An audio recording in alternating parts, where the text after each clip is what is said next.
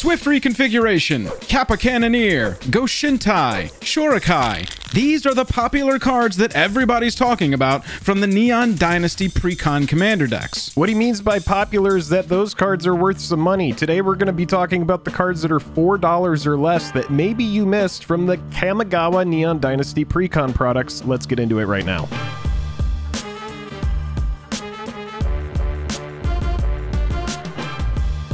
Highest level of gratitude to our patrons who power the channel through Patreon. Check out the Patreon link in the description to learn about monthly giveaways, VIP Discord access, and even our official playmat. Hello and welcome to The Day.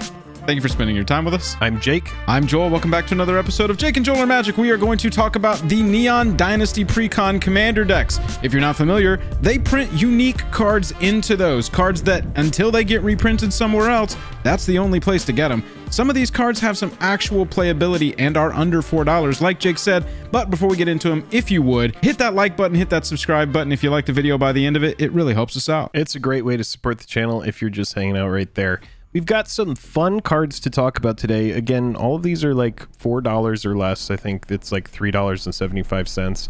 There's some big cards that came out of this product, like Kappa Cannoneer kind of exploded in like a vintage setting, and then you have these other cards like Swift Reconfiguration, which are clearly very good. Oh yeah. But there's a lot of cards in this product that came out that are good, that are like kind of like at sleeper prices, between like $1 to $3.50. So we should just talk about these cards. We've got, what, about 12 cards to talk about today? Yep, that's absolutely right. Before we do get into those 12 though, big shout out to our channel sponsor, Dragon Shield. If you want to buy Dragon Shield products on the internet, use the link down in our description and you will be directly helping the channel. Jake, you ready to talk about some cards? After I do my 10 winks that I promised Dragon Shield. All right, go ahead and continue your winks as we transition over.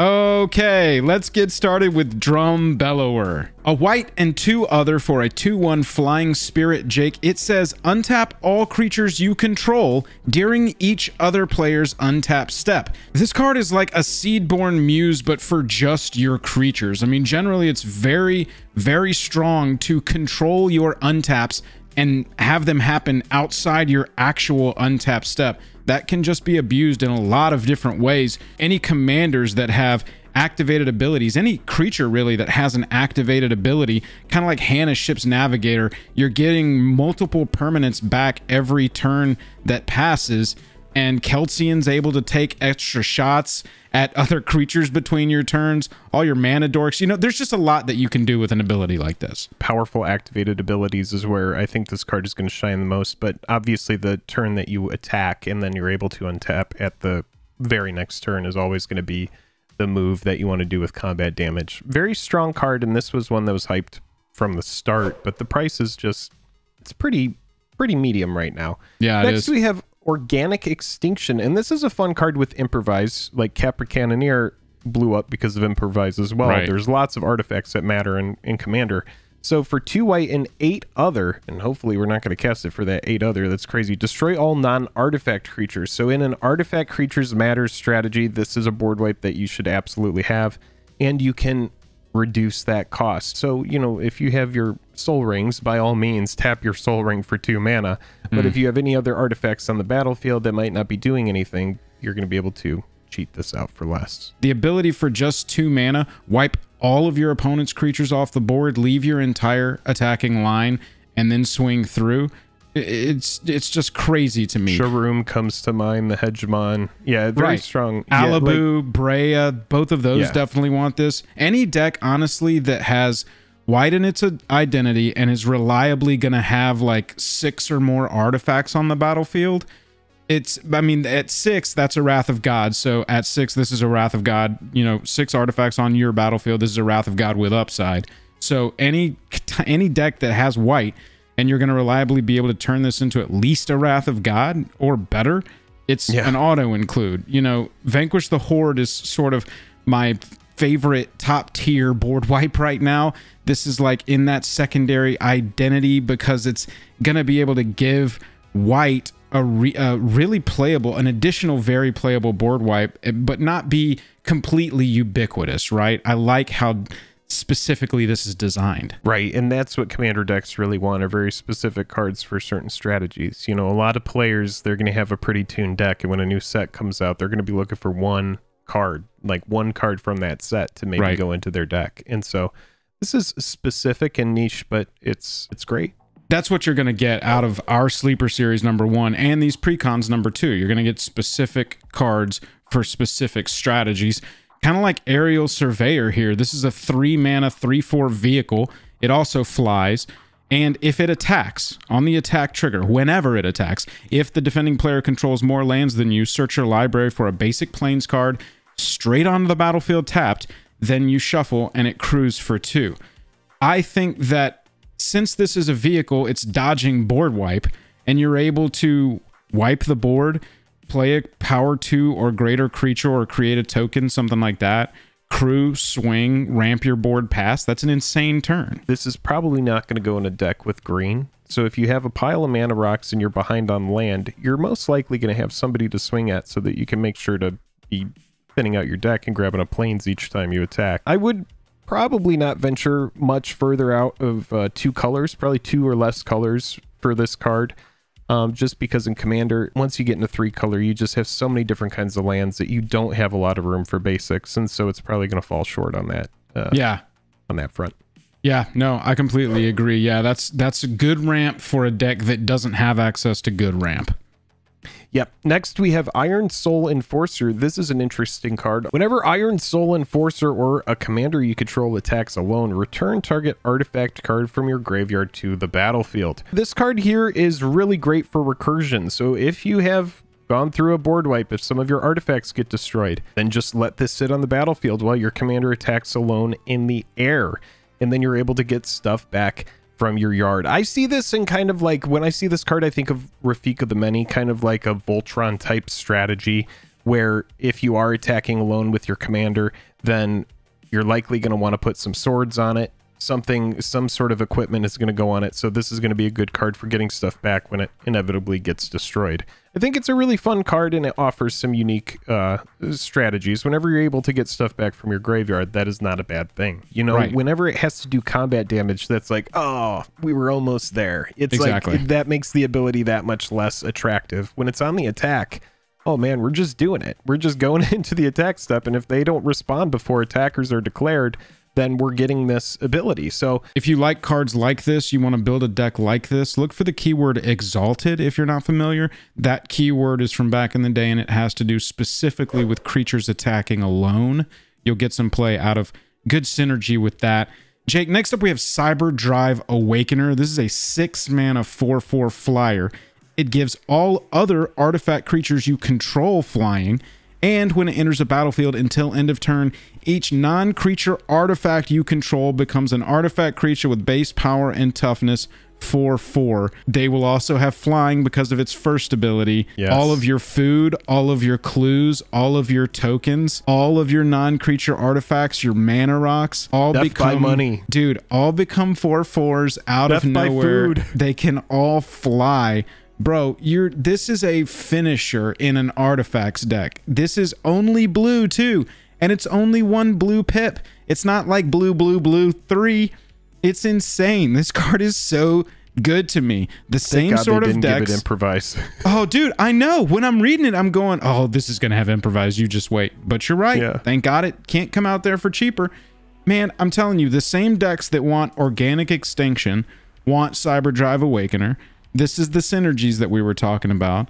And then I'm not worried about the fact that it's a 4/4 for 6 when it's in a deck with mana rocks already, so that it can animate those mana rocks and throw them at our opponents. This card's nuts. Yeah, like Dockside Extortionist comes to mind. You know, make a bunch of treasure and then just play this and swing through, kill somebody.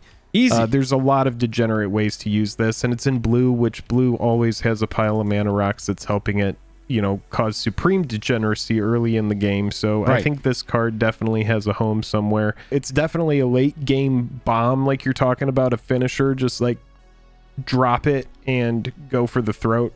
Try to kill somebody with it. Very strong card. Yeah, I really like some of the artifact synergies that we've gotten in this set. Next up, we have Imposter Mech. 1 blue, 1 other for a 3/1 artifact vehicle here. You may have Imposter Mech enter the battlefield as a copy of a creature an opponent controls, except it's a vehicle artifact with crew 3 and it loses all other card types. If you have an opponent that just has a giant creature that you want to be able to smack in with a big power, this is a way to do it as well. You just have to have that crew 3. You need to be able to turn the vehicle on. But do keep in mind that this clone is an artifact vehicle that does avoid board wipes. So it gives it a little bit of evasion, which is good as well. Yeah, that's exactly right. 2 mana to copy your opponent's biggest thing and it dodges board wipe is pretty sick in my opinion. It is more susceptible to artifact targeted removal, you know, on top of creature targeted removal. But just the fact that it's not around for a sorcery speed board wipe on your opponent's side makes it very playable to me. Normally, I'm not a huge fan of counting on my opponents to play good things for me to then take advantage of that, but for 2 mana, a clone, I think an exception can be made for this card because it's only 2 mana and you have the potential to really grab something crazy. Kami of Celebration is up next. 1 red, 4 other for a 3/3 spirit. Says whenever a modified creature you control attacks, exile the top card of your library. You can play that card this turn. Equipments, auras you control, and counters are what make a creature modified or not. And then whenever you cast a spell from exile, which this thing is doing, you put a +1/+1 counter on target creature you control. So increase the number of creatures that you have attacking that can provide you that impulse draw or exiling the top card of your library and having you able to play it this turn.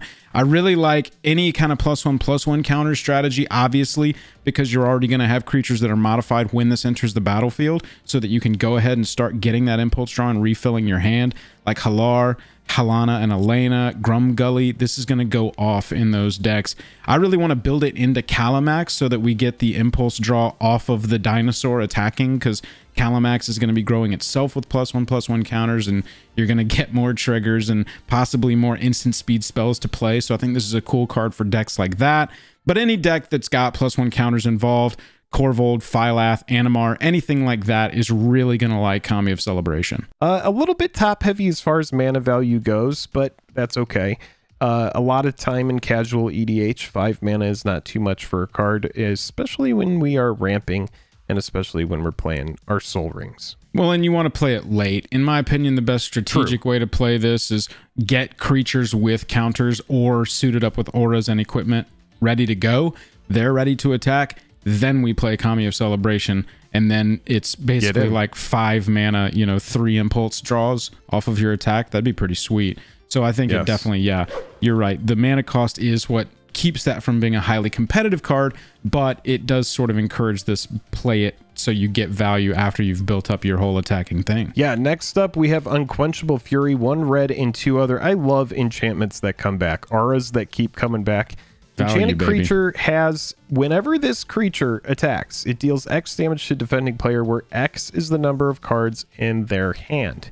When Unquenchable Fury is put into your graveyard from the battlefield, return it to your hand. So anybody who has no maximum hand size, if they have a reliquary tower, if they're just holding a full grip over there, it doesn't really matter what the creature's power and toughness is in that situation. You could put this on a Darksteel Mirror and just swing at whoever that player is. And that's actually the best thing to put this on, in my opinion. Right, on the attack, indestructible attacker. Yeah, an indestructible attacker that each turn is just gonna get value off of the attack. Again, you know, we were talking about that earlier in the video where we're like, when something happens on the attack, it's so much better than when it's done off combat damage. They don't get to chump block this. It's just going to happen. Now, here's the other thing. You build this into anything with like a Furnace of Wrath, or what is the one that triples, the enchantment that triples everything? Torbrand effects, things like that. Yeah, it's going to just really shine in there. And again, this card wouldn't even be on the list if it didn't come back from the graveyard. Yeah, the fact that it comes back from the graveyard is insane. I do think that it would be a mention, but it's more of like a huge suggestion now that you can just put it on any creature and it comes back right into your hand. I mean, I want you to access your third eye right now, and I want you to think back to every Commander game you've ever played. How often have you asked the question, cards in hand, cards in hand, cards in hand? What Force answer? Fruition. Right. What card normally comes back? Like 3 cards in hand, 4 cards in hand. Adding 3 or 4 damage on average to an attack is insane, and it will go through. It absolutely will go through because it's on the attack, like Jake said. This card is one of my favorite personal ones from the entire set. I've been playing it in our league. This is just one of my favorite auras that maybe has ever been printed, honestly. One with the Kami is a new green aura. It's a green and 3 other for a flashing enchantment. The fact that it can be played at instant speed is great. It only enchants a creature you control, but it says whenever enchanted creature or another modified creature you control dies, create X 1/1 colorless spirit creature tokens where X is that creature's power. The big win here is that it sees other modified creatures die, so if any creature with a counter aura or equipment on it dies on your field, you're gonna get X colorless spirit creature tokens where X is that creature's power. And you're still gonna have one with the Kami left over afterwards, still enchanting a creature. It's fantastic board wipe protection if you're just counting on that creature that it gets put on dying. I really want to put this in like a Corvold sacrifice deck. That way, if Corvold gets aced, which it will, that's a eats removal immediately kind of commander, we'll get a ton of token creatures to then do all of our sacrifice shenanigans with anyway. And we'll just recast Corvold later. It's definitely the kind of thing where I'd be fine putting this again on an indestructible creature, something that is going to be really difficult to remove so that you can get all of that value out of other creatures that are dying. Very fun card. Yeah, absolutely. Just keeps seeing them die, keeps creating tokens, you know, repeatable token creation potentially. That's right. Next, we have a card called Silk Guard. Lots of green cards on this list today. 1 green and X for an instant speed. Put a 1/1 counter on each of up to X target creatures you control. Auras, equipment, and modified creatures you control gain hexproof until end of turn. Now, Joel had to break this one down for me a little bit. That 1/1 counter is really just a way to put a counter on something to make it modified, so this card matters in the instance that you maybe just have one creature on the battlefield, right? You're able to modify it, you're able to give it hexproof, but where this card really shines is the versatility in being able to protect auras, equipment, and creatures, and modified creatures. Silk Guard is a 1 mana protection, hexproof style protection of any creature with an aura, an equipment, or a counter on it. Any kind of counter. 1 mana interaction tends to find its way into the uppermost chasms of competitive play. So this is a card that I will particularly keep my eye on, especially if over the next few years we get some ridiculous commander that ETBs with a +1/+1 counter on it, or a trample counter on it, or a death touch counter on it. Any kind of counter. Yeah, low mana value is always worth considering. It's an interesting card, and being able to, I mean, the reason it's on the list, in my opinion, is being able to protect auras and equipment as well. Yeah, huge that it's got that attached to it. Tanuki Transplanter is an equipment dog. This is one of those living weapons but not reallys from the set, where you reconfigure a creature onto another creature as an attachment at that point, an equipment. Tanuki Transplanter is 1 green, 3 other for a 2/4 equipment dog. Whenever it or equipped creature attacks, add an amount of green equal to its power. Until end of turn, you don't lose this mana as steps and phases end. Reconfigure it for 3 so it can go on to a creature to then add an amount of green equal to its power when the creature attacks. Yet again, attack triggers. This does not have to get through. This just gets to attack. Anything that lets you add mana to your mana pool as a result of something else happening, somebody inevitably finds some way to break it, and I like the direction that this equipment comes from for ramp. A super early Ulamog, a super early Kozilek, something that's just like, get it on the creature again, it all happens on the attack, get all of that extra mana the next turn after you play this. So you play it, equip it, the next turn after you swing, play something just absolutely monstrous. And yeah, anything that's going to allow people to ramp, play stuff early, they're always going to figure out ways to make it work. And in green, I think, you know, that's the color where you're able to get big mana going super easily. I think this card is going to really shine in those kind of strategies. I will say it looks way more like a raccoon than it does a dog. It does not look like a dog. But, you know, we're going to forgive it. Concord with the Kami is up next. Yes, 1 green, 3 other for a Modifications Matters enchantment. At the beginning of your end step, choose 1 or more. You can put a 1/1 counter on target creature with a counter on it.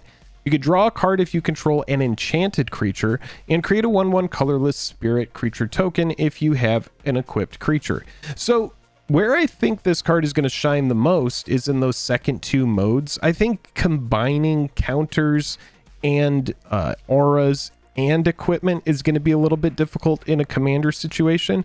But I think that having equipment and auras is easy enough to achieve. It's oftentimes, if you want to go an aura strategy, you can pepper in some equipment so that you're at least getting 2 modes off this card easily. However, the more that we lean into, you know, future sets and how are modifications going to change in the future, are we going to get 1/1 counters and auras, like are there auras that are going to create counters, that kind of thing, then this card would get better. But I think it's very easy to at least be choosing 2 modes off this and creating a spirit and drawing cards. So I think that that's why this card is pretty good. Being able to draw, being able to outpace your opponents, that wins a game a lot of the time. I like that it happens at your end step so that you can get value from this on the turn you play it. A lot of times cards like this will say at the beginning of your upkeep. I compare this card to Glorious Sunrise, which I have played in certain decks, either decks that I want to give creatures trample or decks that I want to draw cards in, and I'm playing 3 power or higher creatures. And in green, a lot of times that is something that I always want to do. I really like about this card, it also says choose 1 or more, so you can choose multiple modes, up to all 3 of them, if you've got the individual, you know, needs satisfied to activate that mode. Concord with the Kami, very interesting enchantment.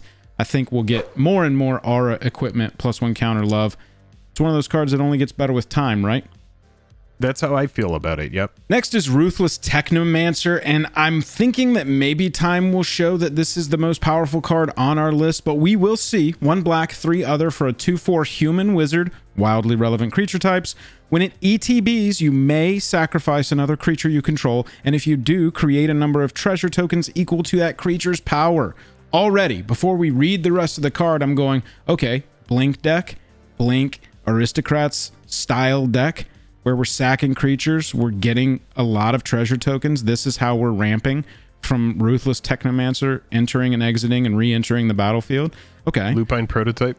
Right. Pay 3, sacrifice X artifacts, return target creature card with power X or less from your graveyard to the battlefield.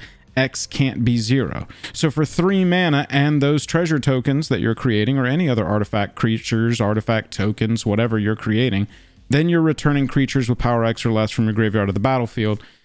So you've got a recursion engine built into it as well. This card just seems to do a little bit of everything, and I think that's why I like it so much. You might be onto something, you know, treasure matters. Ever since it came out in Ixalan, we see more and more and more synergy for it. When it first came out, it was like, is this going to be a flash in the pan? Is this going to be something that sticks around? And we see time and time again, treasure seems to be a theme in multiple planes. You know, there's currency, and so I don't think they want to reinvent the wheel each time, so it makes sense that treasure is just part of the game now, and we're just going to see more and more cards that it matters for. Let us know down in the comments if you've played any of these and how well they're working for you and what decks you're putting them in. Also, let us know if you're like, hey man, why did you guys put on that card? That card has no reason being on the list. It's terrible. We'd love to hear why it's terrible as well. If you like anything about the video, hitting that like button, hitting that subscribe button lets us know to make more videos like this. Other than that, I am tapped out. And until next time, we are going to be hanging up our cybernetic enhancements, and we're going to be grabbing our Art Deco suits and our top hats, because we are going to be meeting you on the streets. Yeah, I hadn't actually thought about this. This is probably the last coverage of Neon Dynasty. Goodbye, Neon Dynasty. Streets of New Capenna. It's time to go to the streets. Now, when we leave New Capenna, it will be Old Capenna. It will be the streets of Old Capenna, I think, is what the name will become when we end up moving on from New Capenna, which to us is very new. We haven't seen much of it. But Kamigawa Neon Dynasty, they're going to be turning out the lights and hanging up the neon. Putting away the cybernetic, cyberpunk kind of modifications. And what they're going to be doing instead is we're going to be putting on some cool ties. There's going to be some demon rat mob bosses. We're going to be putting on some suits, some pinstripe suits. And think like kind of like gold borders on the buildings, and like everything kind of has like a, it's all very clean, marble floors. Thanks for spending your time with us.